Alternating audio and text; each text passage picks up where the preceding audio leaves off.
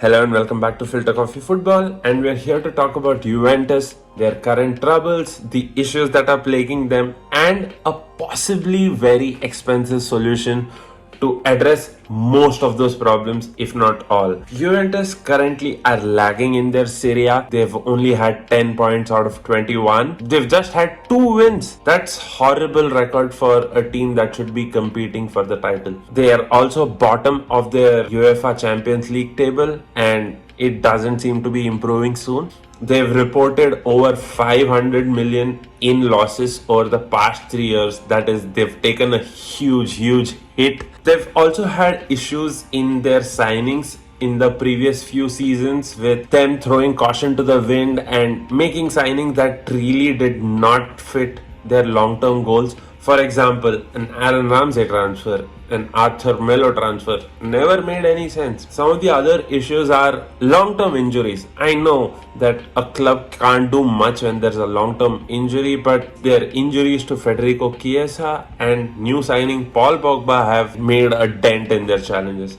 There's another interesting thing that a couple of departed players have now said. Take a look at the examples of Matthijs de Ligt, who left to Bayern and reported that his first training session was the hardest one he's done in 4 years. Even Dejan Kulusevski, who's on loan at Tottenham, has also reported that training at Tottenham is extremely difficult compared to the lax attitude at Juve. There are issues with their playing style. Juve sometimes go out with a 3-5-2 or a 4-3-3, but both of these formations are said to be ultra defensive. Max Allegri, who was once heralded as a national champion after making Juve win 4 Serie A titles on the trot, right now seems to be on a defensive and a conservative mindset.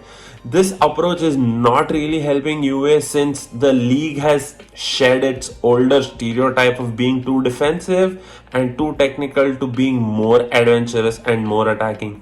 Just look at teams like Napoli, Milan, even Roma for that matter. Too many incoming signings, but not being able to figure out how to fit them in. Dusan Vlahovic has been unable to go off on the scoring charts, in all likelihood because the midfield at Juve is a problem where they aren't really creating enough chances. Juventus are also playing Locatelli in a much deeper position, which he's not really comfortable with. He's comfortable as a more attacking central midfielder as he is for Italy. We think that switch has actually hampered his performances, and he's also not in the starting lineups now because of injuries. There's a common denominator here: Max Allegri. Max Allegri is on a whopping 9 million per year salary until 2025. That leaves a Juve with a 25 million loss if they were to sack him currently. You have been linked to Antonio Conte recently, and you also have a couple of talented managers right now.